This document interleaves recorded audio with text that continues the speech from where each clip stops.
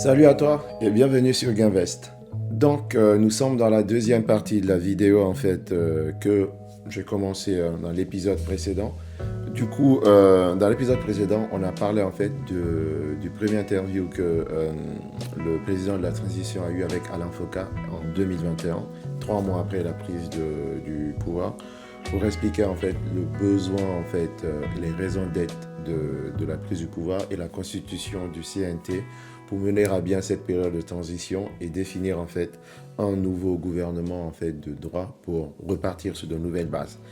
Il faut juste savoir que après cette prise de position, il y a plein de choses qui sont passées et en Guinée et dans la sous-région qui ont fait que l'état d'esprit parce que dans la première vidéo on a vu les commentaires de plusieurs personnes sur la joie que c'était, l'apport de ce nouveau bol d'air frais dans les poumons des Guinéens et que 3 ans après il y a plein de choses qui sont plus pareilles, surtout dans la perception que les Guinéens ont de la présence du CNT.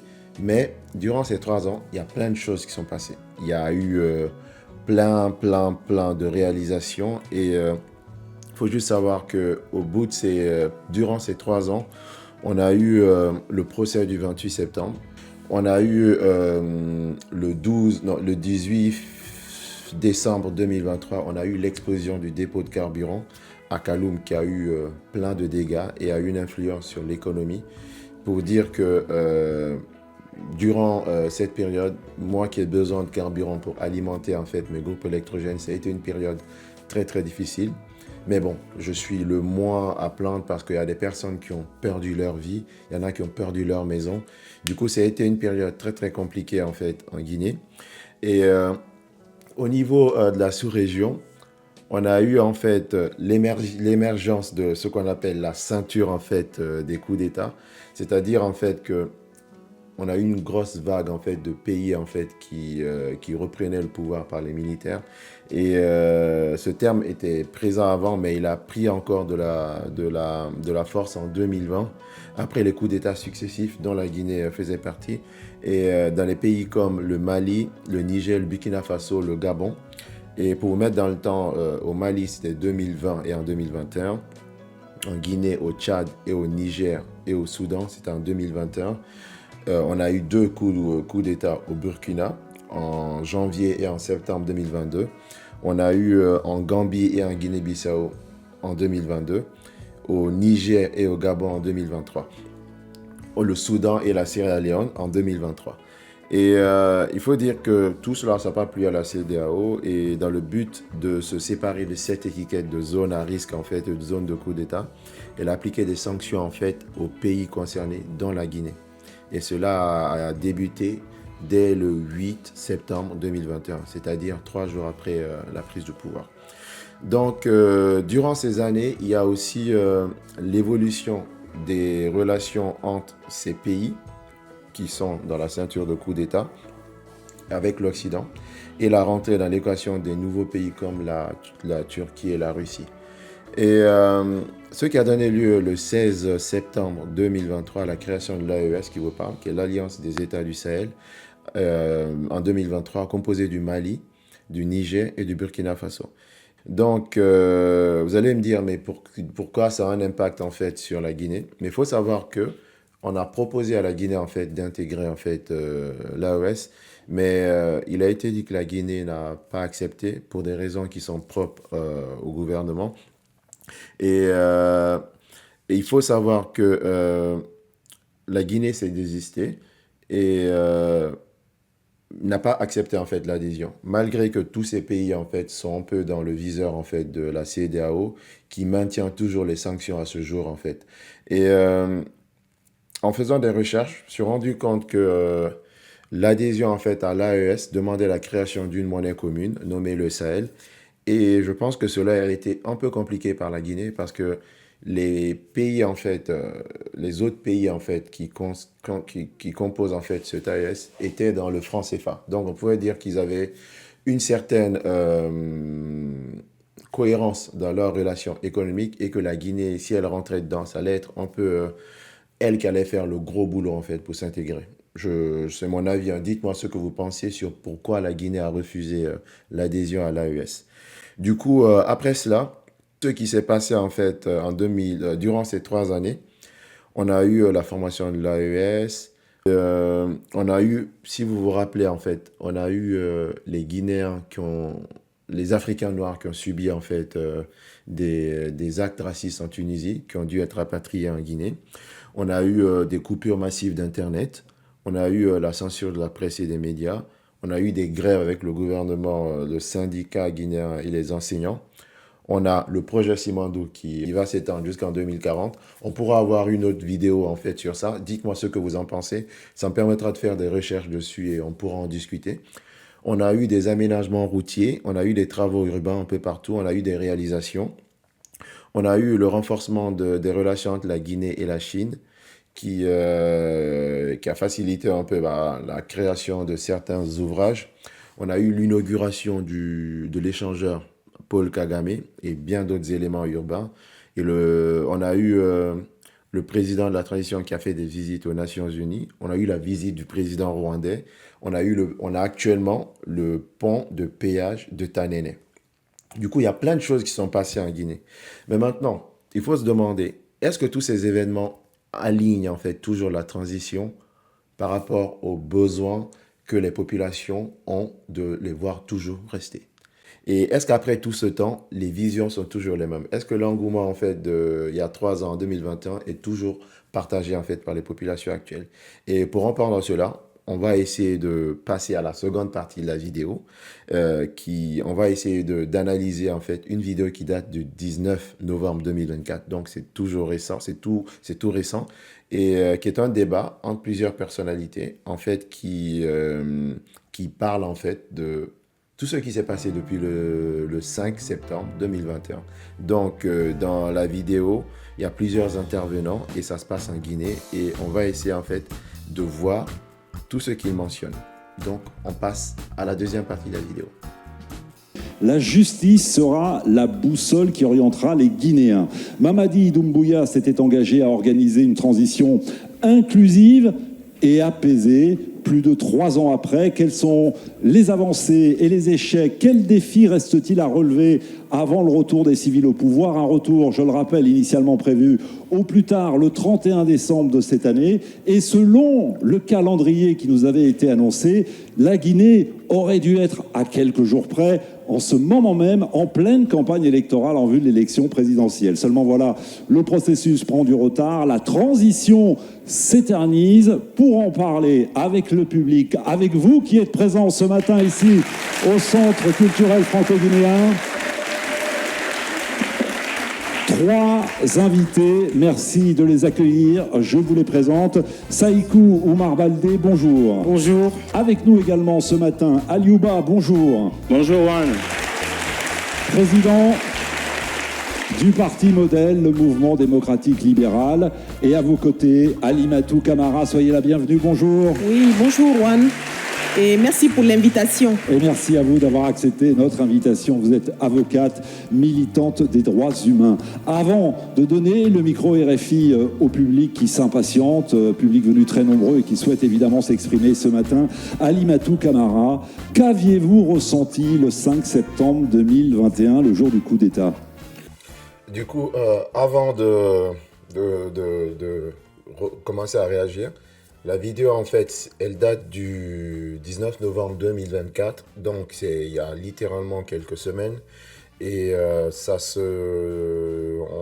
fait un peu un état des lieux de ce qui s'est passé depuis 3 ans, depuis la prise du pouvoir, donc de la précédente vidéo qu'on a analysée. Du coup, on y va.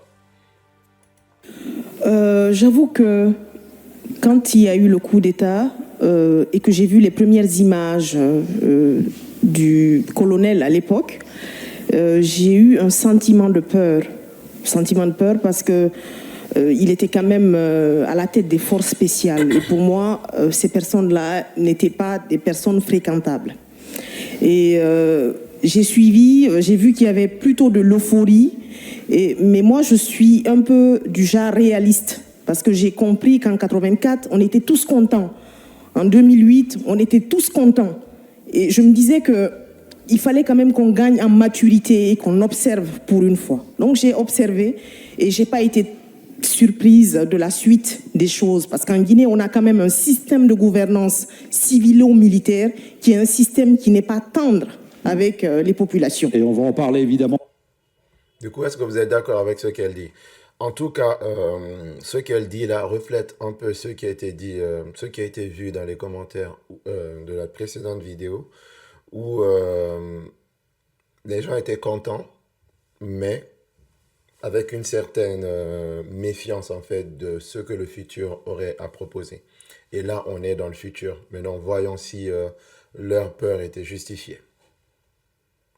Tout au long de l'émission, c'était, je le rappelle, le 3e coup d'État de l'histoire de la Guinée. Senkoun, bonjour. Juan, bonjour à tous les auditeurs. Vous avez applaudi le coup d'État de septembre 2021 ou au contraire, comme Alimatou Camara, vous étiez inquiet?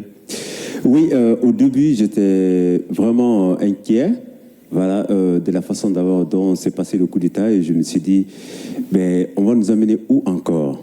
Parce qu'avec la transition, je me suis toujours dit personnellement que ce n'est pas du tout la solution pour mener un pays à bon port, parce que avec les militaires, c'est toujours un peu compliqué, c'est musclé même parfois. Oui. Pourtant, il y avait beaucoup de monde dans la rue pour applaudir ces militaires.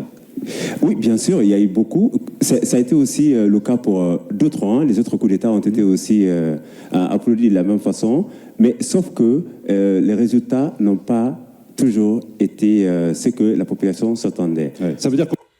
Du coup, en fait, il faut juste comprendre que les gens applaudissent parce qu'on apporte de la nouveauté. Et ils applaudissent juste parce que vous avez enlevé l'ancien. Et maintenant, on remarque que avec des points de vue différents, on se rend compte qu'il y en a qui n'étaient pas si dans le mouvement que cela.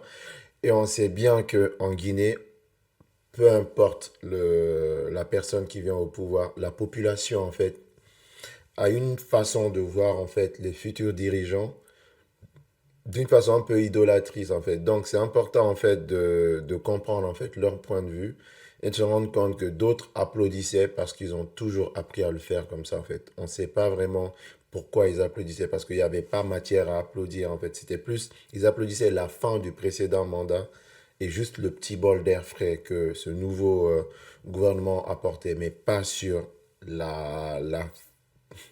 j'anglicise un peu les mots, la compréhension totale de ce qu'ils étaient capables de faire, parce que personne ne le savait. Et là, maintenant, on voit ce qui a été fait, et ces 3 personnes présentes peuvent, en pleine conscience, en fait, en connaissance de cause, émettre leur avis.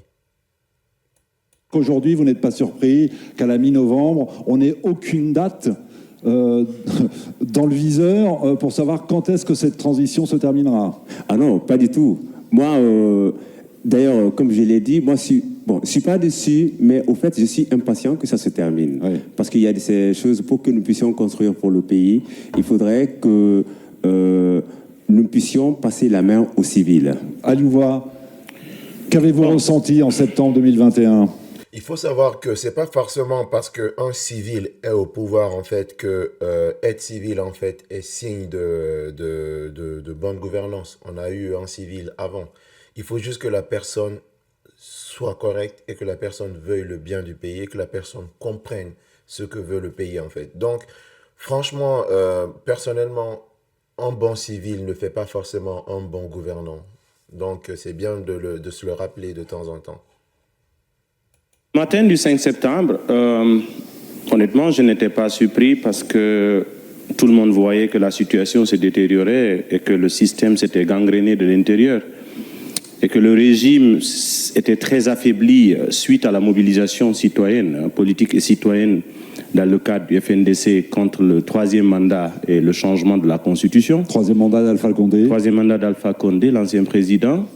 Et il se trouvait que ceux qui tournaient autour du pouvoir n'étaient plus sérieux avec le président. Donc c'était un régime qui était en sursis.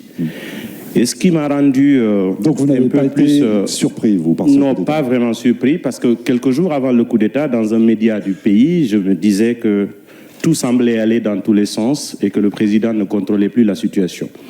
Mais j'ai eu un sentiment de prudence, d'autant plus que ce sont les mêmes éléments qui alimentaient le système qui se sont présentés aux Guinéens comme étant les responsables du coup d'État. Et que c'est une mauvaise répétition de l'histoire, c'est-à-dire 84, le système a généré ce qu'il a fait chuter. En 2008, c'était la même chose. Et les forces spéciales étaient l'émanation du régime d'Alpha Condé. Donc il n'y avait pas de raison de croire que ça pouvait être différent. Mais on s'est donné un espoir parce que c'est le résultat aussi de notre lutte. La fin du 3e mandat, c'était une satisfaction pour nous, mais nous sommes restés vigilants et prudents. C'est pourquoi, personnellement, et l'organisation que je dirige, nous avons pris la posture de la prudence et je crois que le temps nous a donné raison. Saïkou Omar Baldé. Oui, effectivement, le coup d'État, je n'ai pas été surpris parce qu'en tant que chercheur, enseignant-chercheur, j'avais produit un mois avant la prise de pouvoir un article justement là-dessus, une réflexion autour des vicissitudes autour des processus électoraux, notamment le changement constitutionnel. Et j'ai publié, mon livre est sorti 3 jours après le coup d'État, où j'annonçais effectivement cela. Ça résulte effectivement d'un ras-de-bol social, d'un processus... Un coup d'État salutaire alors.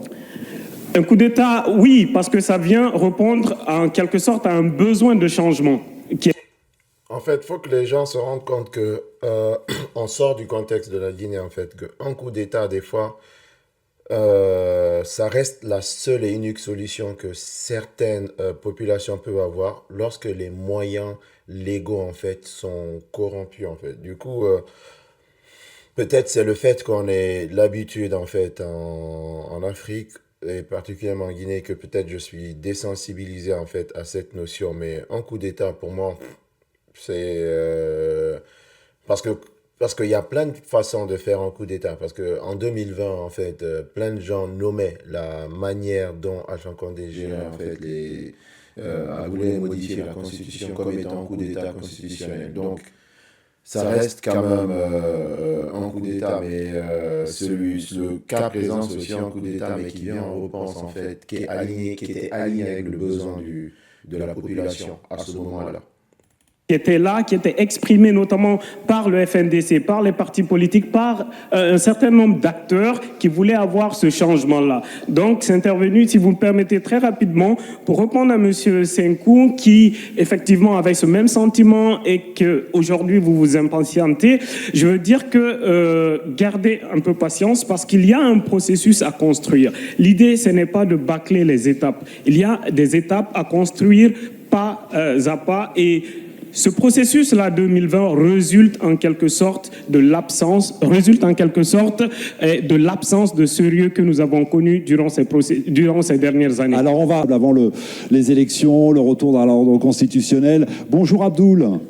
Bonjour Juan, bonjour à tous les auditeurs de RFI. Vous souhaitiez nous interpeller sur la récente décision de dissoudre une 50aine de formations politiques et de suspendre 54 partis.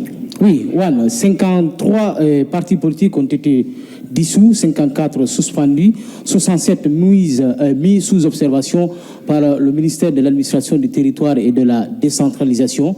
Sauf que nous, ce n'est pas le problème de suspendre ou d'évaluer qui a fait le problème, c'est sur les critères sur lesquels le ministère s'est basé pour évaluer ces différents partis politiques. Les raisons invoquées ne vous ont pas convaincu? Pas du tout, parce que pour nous, ce ne sont que des obstacles ou des prétextes qu'on est en train de chercher pour éliminer les uns et maintenir les autres afin de se faire un chemin vers le pouvoir. Oui. Alors, ce qu'invoquent les autorités... Petite question, je pense que cette partie en fait de la vidéo est un peu touchy parce que, déjà, c'est vrai que c'est pas normal de dissoudre à tout va en fait les partis politiques, mais il faut rappeler qu'en Guinée, la politique était instrumentalisée et que chacun créait un parti politique en fonction de l'ethnie, de je sais pas de quelle région on vient. Du coup, ça c'est un peu représentatif du non-rassemblement en fait qu'on pouvait avoir en fait en Guinée. Et on sait bien, vous n'allez pas me dire que je mens, qu'en Guinée en fait, la plupart je ne parle pas des nouveaux partis maintenant parce que les mentalités ont changé, c'était des partis en fait avec une forte sensibilité en fait à l'ethnie en fait. Et c'est comme ça en fait, j'aime en fait discuter de ça avec les collègues sur l'histoire avant. de comment les peuples étaient gérés, on avait toujours une personne qui prenait à cœur la façon dont étaient gérés des gens de son ethnie et les communautés avaient toujours un représentant pour représenter les problèmes en fait de cette ethnie aux dirigeants en fait. Et je pense que les gens ont gardé en fait cette façon de penser jusqu'à maintenant en Guinée, parce en Afrique plutôt, on n'a pas eu beaucoup d'évolution, dans certains pays plus que d'autres, ce qui fait que en plus les conséquences de la colonisation, on se retrouve avec un pays qui a plusieurs ethnies. Du coup, la mentalité est là. Du coup, les partis politiques se sont créés avec ce besoin de défendre ou de représenter les problèmes en fait de chaque ethnie. Du coup, ça fait que les gens même qui appartiennent à ces partis politiques le font aussi avec une bonne intention, défendre les intérêts de l'ethnie, mais cette façon de marcher ne peut plus être le cas, vu qu'on est dans un pays maintenant, dans un pays qui regroupe plusieurs ethnies. Il faut voir plus large et définir en fait qu'est-ce qui est bien pour mon ethnie, certes, mais qu'est-ce qui est bien pour le pays dans lequel se trouvent d'autres ethnies. Et du coup, ça c'est juste ce petit écrémage que je mentionne, qui fait que il y avait trop de partis politiques en fait. Et en plus, on connaît comment l'administration est en Guinée en fait. On connaît comment, pour avoir fait plein de démarches administratives, pour le manque de sérieux, peut-être que l'intention était bonne, que les partis politiques ont été créés, mais qui sait en fait la façon dont ça a été créé et que même les partis politiques qui ont été dissous, c'est pas de leur faute, mais que la façon dont leur parti a été créé manquait en fait de professionnalisme en fait dans la constitution des dossiers. Entre les fautes d'orthographe, j'ai plein de documents où sur chaque document j'ai des noms différents. On est obligé de demander, de corriger en fait. Où les personnes en fait ont une idée en fait de ce qu'est ton nom doit s'écrire et qui décide de l'écrire comme ça, malgré que tu as fourni en fait un document avec la façon dont ton nom est rédigé. Du coup, les gens font comme ils veulent en fait. Donc, si en fait on dissout là, je suis sûr il y a une partie en fait, je dis pas la totalité, où il y a un vice de forme ou une mauvaise en fait application en fait une nouvelle application de comment les dossiers ont été créés. C'est que l'agrément de ces partis n'était pas valide. On leur reproche un certain manque de transparence concernant leur comptabilité. Bref, tous ces partis, selon les autorités, n'étaient pas en règle. Pour nous, ça ne devait pas être le projet de la transition. Je pense que s'il s'agit d'évaluer les partis politiques, c'est vrai quand même que tout le monde sait très bien que les partis politiques qui répondent aux critères dans ce pays. Il y a plus de 200 partis dans ce pays. Absolument, cela fait partie de grandissement du paysage guinéen. Les Guinéens sont libres de créer leurs partis politiques. C'est peut-être même les administrations qui ont accepté à ce que les partis politiques-là créent ces partis au moment où ils jouaient le jeu. Mais pendant que nous constatons que peut-être ces partis politiques peuvent être des obstacles vers le pouvoir, on trouve tous les prétextes pour les éliminer peut-être. Ouais. Un prétexte pour mettre à l'écart un certain nombre d'opposants. On a un opposant ici sur la scène du Centre culturel franco-guinéen. Aliouba, vous avez perçu cette décision comme étant un musellement de la classe politique? Deux anomalies majeures. D'abord, la première, il n'appartient pas à une autorité d'évaluer des partis politiques, ce sont les électeurs qui évaluent un parti politique. Un parti politique est destiné à aller aux élections. Mais excusez-moi, si vous n'êtes pas en règle, justement, qui vous évalue pour savoir que vous êtes en règle? En réponse, on aurait dit clairement dire au CNRD de nous présenter son agrément. La junte, CNRD, c'est la junte. Le CNRD n'a pas d'agrément. Alors, sur la base de quoi cette évaluation a été faite? C'est prétentieux. D'ailleurs, le terme lui-même, nous l'avons récusé. Et lorsque nous avons checker la procédure elle-même, nous avons regardé à l'intérieur, nous nous sommes rendus compte qu'en réalité, il y a un agenda caché.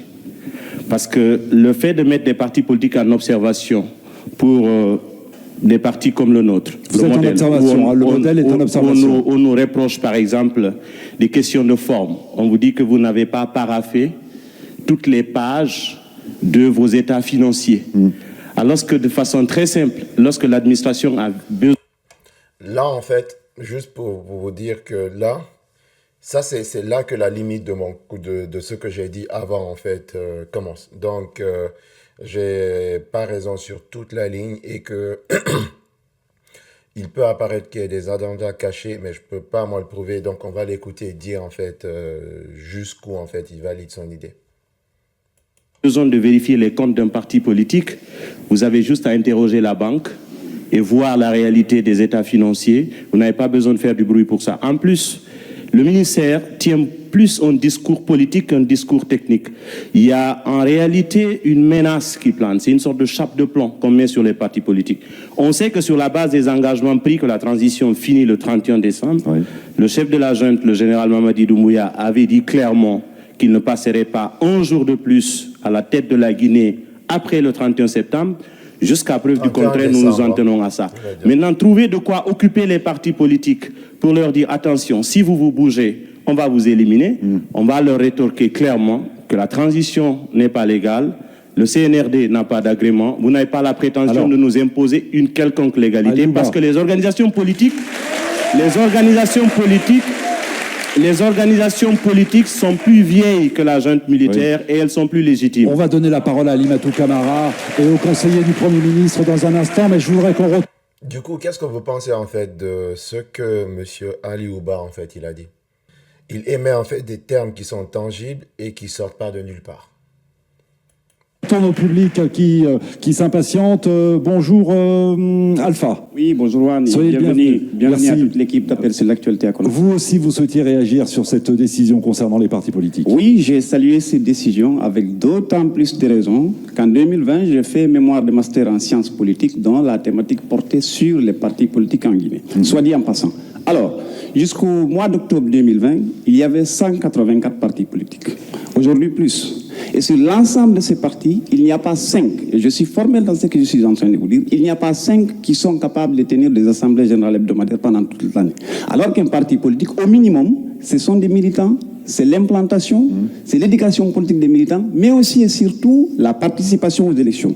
Malheureusement, le désordre y est tel qu'il est devenu très compliqué de saisir le système des partis guinéens, tant sur sa nature, sa composition et son orientation. Donc, Mara, l'avocate que vous êtes, la militante des droits humains que vous êtes, comment a-t-elle réagi en apprenant cette décision? Bon, moi je prends cette décision avec beaucoup de pincettes parce qu'en fait, aujourd'hui, c'est bien beau de vouloir... Alimatou, elle est très dans le voilà. Elle donne pas... Tout. Faire un toilettage des partis politiques. Mais aujourd'hui, on est quand même dans un contexte, il ne faut pas se tromper. Ce contexte est que le général qui est au pouvoir va certainement se présenter aux futures élections. Et aujourd'hui, on est face à une administration, un ministère de l'administration du territoire qui est quand même juge et parti. Et ça, c'est extrêmement compliqué. On a beau vouloir dire aujourd'hui que les partis politiques ne respectent pas les règles, que les partis politiques ne sont pas dans les normes, mais il faut quand même dire qu'aujourd'hui, ceux qui sont censés incarner une certaine légitimité pour le dire, eux-mêmes ne respectent pas leurs paroles. Saïkou Marbaldé. Du coup, le Mister logique que je suis en fait est complètement d'accord avec la dame en fait. Je pense qu'il faut une certaine logique dans tout ce qu'on dit en fait, ou même dans tout ce qu'on fait. Donc là oui, elle a raison. Sur l'Afrique Matin, merci à tous les trois, madame, messieurs. Merci au public de Conakry. On donne l'antenne à Paris.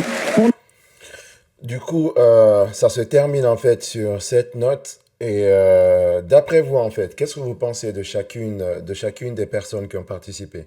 Juste pour dire qu'à la date d'aujourd'hui, en fait, la personne complètement à droite, en fait, qui est Ali Ouba, a été arrêtée. Donc, on va faire une vidéo là-dessus. Mais là, on va lire les commentaires et on va voir ce que les gens pensent. Donc, si on met les commentaires, top commentaires, qui date un peu de la période.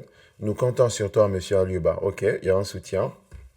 Libérez Fonike Manga et Biloba. Si tu aimes la République de Guinée, dis vive le modèle. Ok, ce sont les partisans. Merci à monsieur Ali Ouba. Ok, du coup, je pense que tout le monde, en fait, semble d'accord avec Ali Ouba. J'aime beaucoup Ali Ouba, président de modèle. C'est un grand intellectuel. Franchement, en fait, hormis le contexte où, pour ne pas polariser, en fait, le choix, c'est une personne qui est intellectuelle. Qui parle comme j'aimerais en fait écouter les gens parler sur des faits et sur des faits maîtrisés en fait. Nous demandons le départ pur et simple du CNRD. Du coup, là, on voit un peu à 3 ans, pour faire le parallélisme avec la première vidéo qui définissait le sentiment des gens il y a 3 ans. 3 ans après, on voit qu'il y a un shift en fait dans les points de vue. Doumbouya et son régime ont contacté certains activistes influenceurs sénégalais pour contrecarrer ses ressortissants, notamment. Ok, ça c'est, je peux pas, je maîtrise pas. Bravo le président Aliouba du modèle. Personne de ce gouvernement ne veut vous affronter sur un débat sans qu'il ne soit battu. En tout cas, c'est un bon débatteur. Hein. Il débat bien. Aliou Kamara, toujours égal à elle, même avec ses paroles positives et très posées. Je l'ai bien suivi pendant le procès, vraiment au top.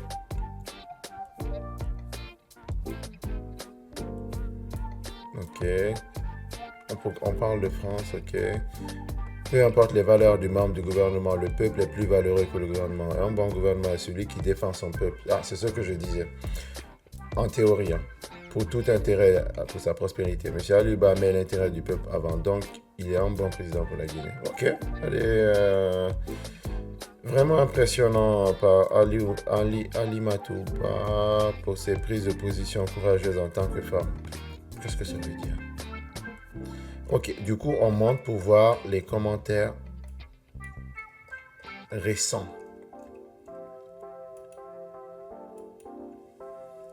Merci Aliouba, tout à fait raison. Nous demandons le départ du CNRD. Vous n'avez même pas honte pour venir vous asseoir sur le plateau français en disant n'importe quoi. La honte sur vous. Vive. Ah, ok. Du coup, c'est un peu méchant. Ils donnent leur avis. Donc, doucement. Ali Chérif. Bravo, monsieur Aliouba. Peu importe les valeurs. Ah oui, c'est bon. On revient en fait dans les commentaires. Il n'y a pas beaucoup de commentaires en fait.